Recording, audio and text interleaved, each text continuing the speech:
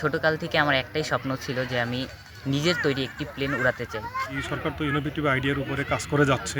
এদেরকে খুঁজে খুঁজে বের করে সরকার যদি এদেরকে সাপোর্ট দেয়, আমার মনে হয় এই সমস্ত ছেলেমেয়েদের হাত ধরে ভালো কিছু হওয়া সম্ভব।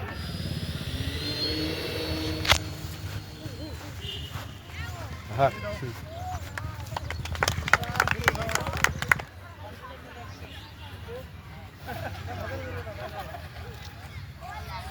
আমি সৈয়দপুর সরকারি বিজ্ঞান কলেজের নবম শ্রেণীতে পড়ালেখা করি। আমি ছোটকাল থেকে বিভিন্ন ধরনের আরসি প্লেন, গ্লাইডার বা বিভিন্ন ধরনের ভেহিকলস নিয়ে অনেক আগ্রহী ছিলাম। ছোটকাল থেকে আমার একটাই স্বপ্ন ছিল যে আমি নিজের তৈরি একটি প্লেন উড়াতে চাই।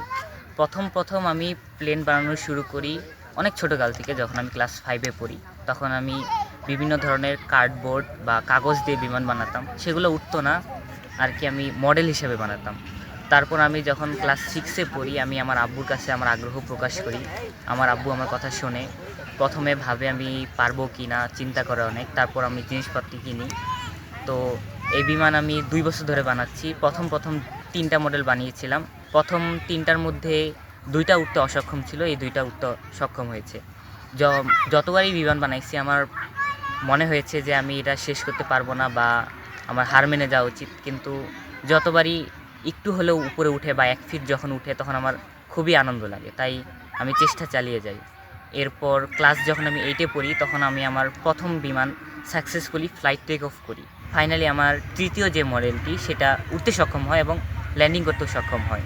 এবং আমি এখন আমার 4র্থ মডেলে আছি। এই মডেলটিও উঠতে সক্ষম এবং ল্যান্ডিং করতে সক্ষম। আমি চাই আমাদের দেশের মিলিটারির জন্য কিছু করতে। আমি বিভিন্ন ধরনের অটোনোমিয়াস প্রযুক্তি নিয়ে কাজ করে মিলিটারিকে আরও উন্নত ও শক্তিশালী করতে চাই। যখন প্রাইমারি স্কুলে পড়ে, তখন থেকেই ও বিভিন্ন খেলনা তৈরিতে খুবই আগ্রহী ছিল। আপনার বিভিন্ন কার্টুন কেটে বাস, ট্রাক, তারপরে পিকআপ, আপনার মাইক্রো, এগুলো বানাইতো। ও খুবই আগ্রহী। এগুলো দেখে আমার ভালো লাগতো যে ওর সময়গুলো, লেজার টাইমটা এখানেও ব্যয় করে। এরপর সে এই বিমান বানাবে এরকম একটা ইচ্ছা আমার কাছে প্রকাশ করলো। তো প্রথমে আমি ডাউটফুল ছিলাম যে সে সাকসেসফুল হবে কিনা। যন্ত্রপাতি কিনে দেওয়ার ক্ষেত্রেও আমি বারবার ওকে জিজ্ঞাসা করতেছিলাম সে পারবে কিনা। তারপর সে আমাকে যখন আশ্বস্ত করলো, তার কাছে ব্যাখ্যা শুনলাম, দেখলাম যে ও ভালোই বলতে পারতেছে। তখন একটা কনফিডেন্স পাইলাম যে হয়তো পারবে।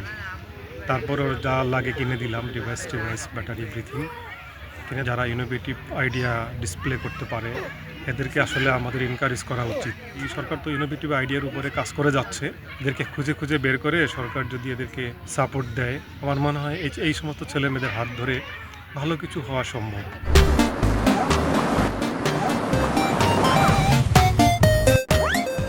সে এই বয়সে যে আবিষ্কারটা করেছে, সত্যি এই বয়সের শিক্ষার্থীদের ক্ষেত্রে অ্যাজ এ টিচার আমি যেটা মনে করি যে এখন শিক্ষার্থীরা যখন বাসায় ফোন নিয়ে ব্যস্ত, ঠিক এই সময়টাতে একজন শিক্ষার্থী তার যে তৈরি করার নতুন কিছু আবিষ্কারের যে নেশা, এই নেশায় সে যখন মত্ত এবং সর্বশেষ অনেক ব্যর্থতার পরে সে সফল হয়েছে। এই জন্য আমি ফাহিম শাহরিয়ারকে আন্তরিক অভিনন্দন এবং শুভকামনা জানাই। এবং এভাবেই সকল শিক্ষার্থী সকলেই এগিয়ে যাবে তাদের গবেষণায়, এরই ধারাবাহিকতায় দেশ এগিয়ে যাবে, এই প্রত্যাশা করি।